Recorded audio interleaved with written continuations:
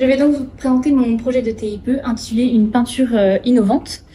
Donc tout d'abord, avant de me lancer donc, dans les réalisations de ma peinture, je me suis intéressée donc, aux composants d'une peinture. Donc tout d'abord, une peinture elle est composée à 50% du solvant. C'est ce qui va permettre d'apporter la fluidité à la peinture. Une peinture elle est également composée à 25% du liant. C'est comme l'indique son nom qui va permettre donc, de lier les éléments entre eux, d'homogénéiser la peinture. Ensuite, une peinture elle est composée donc, de la charge à 20%. Donc la charge, c'est ce qui va permettre d'apporter matière et consistance. Et enfin, les pigments et les additifs représentent quant à eux une part plus mince de 5%. Et donc les pigments sont plus pour le côté visuel, tandis que les additifs sont là donc, pour apporter ou modifier donc, des propriétés, comme par exemple les propriétés anti-mousse pour les peintures extérieures. Alors dans la suite de mon TIPE, j'ai choisi de négliger les pigments et les additifs. La couleur de ma peinture sera donc la couleur des 3 autres composants restants. Et j'ai choisi également de me focaliser sur la charge, donc de comment trouver une nouvelle charge. Donc l'objectif dans mon TIPE, donc, ça a été de réaliser donc, une peinture à partir de déchets de construction comme charge. Et par la suite d'en étudier sa viscosité, puisque la viscosité est un paramètre important dans une peinture. Ce qui m'a donc mené à ces deux problématiques, donc comment créer une peinture à partir de déchets de construction et quelle doit être sa composition pour qu'elle ait une viscosité adéquate. Une viscosité adéquate signifie qu'il faut qu'elle soit pas trop compacte de manière à ce qu'on puisse l'étaler, mais assez liquide de manière à ce qu'elle pas trop liquide pardon, de manière à ce qu'elle ne coule pas sur la surface, comme par exemple sur un mur. Donc tout d'abord, avant de me lancer dans la réalisation de ma peinture avec les déchets de construction, j'avais donc pour première idée de réaliser une peinture à partir d'algues. Ce type de peinture existe déjà et a été créé par la société Algo qui se situe près de Rennes. Alors dans leur protocole, ils récupèrent les algues et en extraient la partie huileuse pour ne garder uniquement la partie minérale. Moi, dans mon protocole, j'ai choisi de prendre l'algue dans son intégralité. J'ai donc récolté les algues, elles ont été séchées pendant une semaine, broyées puis tamisées, comme on peut le voir sur cette photo, afin donc d'en donner donc une poudre que je vais pouvoir intégrer dans ma peinture. Donc une fois cette poudre réalisée, je me suis donc lancée dans les premiers tests de peinture, en prenant donc comme solvant de l'eau, en liant une résine végétale et en charge bien évidemment ma poudre d'algues. J'ai donc mélangé ces 3 constituants et voici donc le résultat que j'ai obtenu. Qui n'a pas été concluant puisque j'ai rencontré des problèmes de formulation. Donc c'est-à-dire que lorsque je ne mettais pas assez d'eau, j'avais un mélange qui était trop compact. Et lorsque j'en mettais pas assez, c'est-à-dire que lorsque j'en mettais trop, justement, mon mélange ne s'homogénéisait pas bien. C'est pourquoi donc j'ai décidé de changer de charge. Et donc je suis partie sur le béton comme charge. Et donc j'ai pris contact avec la société Le Pape Construction, qui m'a aidé dans mon projet, puisqu'ils récupèrent du béton de leur chantier, comme par exemple lorsqu'ils doivent refaire des voies ou des trottoirs. Et donc sur cette photo, il s'agit de béton concassé, et qui représente donc un déchet pour eux. Donc j'ai récupéré des échantillons de ce béton. Chaque échantillon a été passé à l'étuve pendant une semaine. J'ai observé donc une perte d'eau de 6 à 8% de la masse de départ. Donc une fois cet échantillon récupéré après l'étuve, il fallait que je transforme cela en poudre pour pouvoir l'intégrer dans ma peinture. C'est pour cela que je suis passée donc à l'étape du tamisage du béton. Donc la société Le Pape m'a encore une fois aidée à l'aide de leur tamis de différents maillages. Donc le principe c'était donc de former une colonne avec les tamis par ordre croissant de maillage, de déposer donc l'échantillon juste au-dessus. Et chaque particule de l'échantillon allait donc se mettre dans le tamis qui lui correspondait. Une fois ce tamisage effectué, j'ai donc distingué donc 2 parties. La partie déchets, qui représente 83% de la masse après l'étuve. La partie déchets, c'est donc ce que je ne vais pas utiliser, puisque comme on le voit par exemple ici, donc ça va être des cailloux, donc je ne vais pas pouvoir intégrer ça dans ma peinture. Et ensuite, l'autre partie, c'est la partie utile, qui représente 17% de la masse que j'ai obtenue après l'étuve. Et donc la partie utile, c'est une partie qui est assez fine et que je vais pouvoir intégrer dans ma peinture, qui va donc de 150 micromètres à 63 micromètres, le plus petit diamètre que j'ai obtenu. Donc une fois cette poudre réalisée, j'ai pu donc me lancer donc dans la création de ma peinture à l'aide du béton. Et donc j'avais choisi, d'après mes recherches bibliographiques que j'avais effectuées précédemment, de prendre donc 50% du solvant qui sera de l'eau, 25% du liant donc, que j'ai choisi de la farine et 25% de charge qui sera donc du béton sous forme de poudre comme je l'ai effectué précédemment. Et donc une fois mes 3 composants choisis, je me suis lancée donc dans mon protocole. Au début de mon protocole, il s'agissait de mélanger 100 g de farine et 100 ml d'eau, tout ça chauffé à 150 degrés. J'ai attendu jusqu'à ce que le mélange donc épaississe, puis après je rajoutais 100 g de béton. Donc voici ce que j'ai obtenu pour un petit échantillon. Et lorsque je voulais réaliser un plus gros échantillon, tout simplement je répétais cette première étape, puis après je rajoutais donc au fur et à mesure de la farine, de l'eau et du béton. Et voici ce que j'ai obtenu donc en peinture finale donc pour un plus gros échantillon. Au début ma peinture était trop visqueuse, donc j'ai choisi de me réarranger donc les pourcentages. J'ai rajouté donc de l'eau, donc ce qui a obtenu à la fin donc j'avais donc 21% de farine de la masse de la peinture totale, 22% de béton et 57% d'eau. Donc une fois cette peinture réalisée, je souhaitais donc en étudier la viscosité, à savoir que l'ordre de grandeur de viscosité d'une peinture, donc ça va de 10 à 1000 poids-œil. Et donc je souhaitais savoir comment étudier la viscosité. Donc c'est pourquoi je suis partie sur une première piste, c'était donc de réaliser un viscosimètre à billes. Donc le principe du viscosimètre à billes, c'est à l'aide d'une caméra, d'une bille et d'une éprouvette graduée.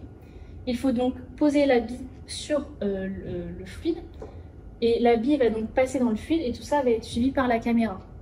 Et donc grâce à cette caméra, on va pouvoir déterminer la vitesse de la bille à chaque instant. L'objectif de ce viscosimètre à billes, c'est de déterminer la vitesse limite, c'est-à-dire la vitesse maximale que la bille va atteindre lorsqu'elle passe dans le fluide. Donc parfois elle est atteinte au début ou parfois voire pas du tout. Le calcul de la vitesse limite, c'est sur une distance d divisée par un intervalle de temps delta t que l'on aura récupéré grâce à la caméra. Et donc une fois la vitesse limite récupérée, on peut donc se lancer dans le calcul de la viscosité. Donc pour cela il nous faut la vitesse limite, la masse de la bille, le rayon de la bille, la masse volumique du fluide, l'accélération de pesanteur g, tout ça pour calculer la viscosité état. Et donc voici le calcul que j'ai obtenu après donc un bilan des forces et en utilisant la deuxième loi de Newton. J'ai voulu donc également reproduire ça pour ma peinture, sauf que là le souci que j'ai rencontré, c'est que ma peinture étant opaque, je ne pourrais pas voir la bille passer donc à travers mon fluide et donc je ne pourrais pas voir ma bille à travers la caméra. Donc j'ai choisi de garder l'idée d'un viscosimètre à billes, mais il fallait simplement que je trouve une autre idée pour mesurer la vitesse limite. C'est pourquoi je suis partie donc sur une autre idée, c'est donc de réaliser un viscosimètre avec des bobines, comme on peut le voir sur la photo, puis le schéma qui donc explique qu'on aura donc 2 bobines, une bille aimantée et une éprouvette graduée, puisque lorsque la bille aimantée va passer dans les bobines, une tension induite va apparaître aux bornes des bobines. Je vais expliquer plus en détail ce phénomène d'induction. Donc, c'est-à-dire que la bille aimantée que l'on peut donc comparer à un aimant, donc composé d'un pôle nord et d'un pôle sud, la bille aimantée va donc créer un champ magnétique et donc son déplacement à travers les bobines va entraîner une variation du flux du champ magnétique phi à travers les bobines. Et donc on va donc avoir une force électromotrice induite qui va apparaître aux bornes des bobines d'après la loi de Lenz-Faraday, E également dφ sur dt. Et donc voici ce que j'ai obtenu avec le premier montage que je vous ai montré. Donc c'est un graphique de la tension en fonction du temps. Donc à l'instant t égale 0, je lançais l'acquisition. Après, je déposais donc la bille au-dessus du fil. J'ai donc coupé mon graphique puisque au début, le temps, c'était le temps que j'allais pour poser la bille. Donc on voit bien qu'au début, on a la détection au niveau de la bobine 1 en bleu, puis après la détection de la bobine 2 donc en rouge. Et donc grâce à ce graphique, je peux donc récupérer un intervalle de temps delta t.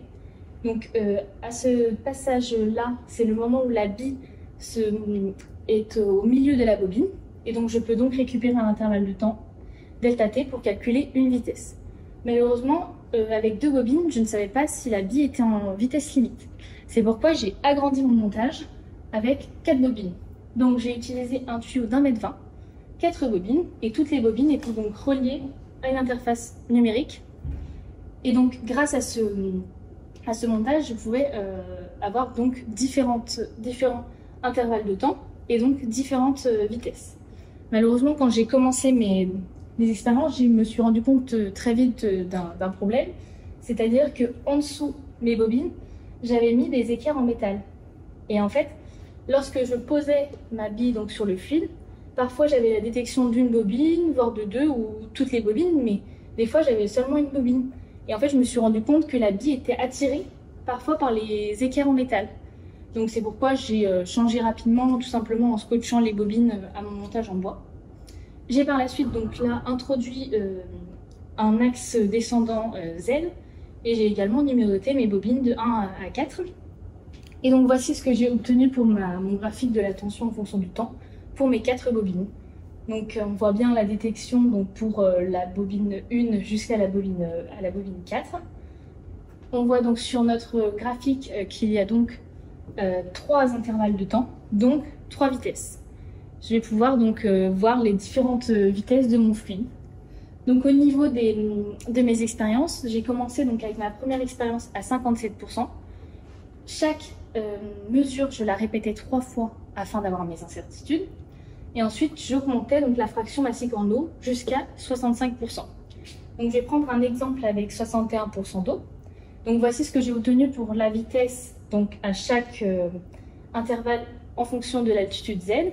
Donc par exemple, le point entre la bobine 1 et la bobine 2, donc ça va être ce point-là. On a donc cette incertitude. Et ainsi de suite jusqu'à ma vitesse entre la bobine 3 et la bobine 4. J'ai donc remarqué que chaque vitesse était comprise dans les incertitudes des autres, ce qui signifie que la vitesse limite était atteinte très rapidement. Mais de manière arbitraire et pour être sûr qu'on soit bien en vitesse limite, j'ai choisi de prendre pour mon calcul de viscosité la dernière vitesse. Comme on peut le voir sur ce tableau, donc plus la fraction massique en eau augmente, plus la vitesse augmente. Et donc une fois ma vitesse limite trouvée, j'ai donc pu reprendre mon calcul de viscosité que j'avais énoncé tout d'abord. Et voici ce que j'ai obtenu pour les viscosités. Donc voici mon graphique donc, de la viscosité en fonction de la fraction massique en eau. Donc je remarque bien que plus la fraction massique en eau augmente, plus la viscosité diminue.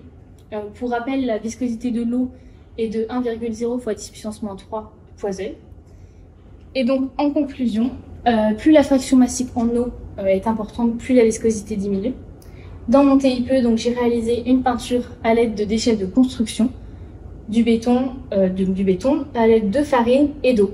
Et ensuite, j'ai donc mesuré la viscosité de ma peinture en réalisant un viscosimètre à billes à l'aide du phénomène d'induction qui m'a donc permis de mesurer donc, la vitesse limite.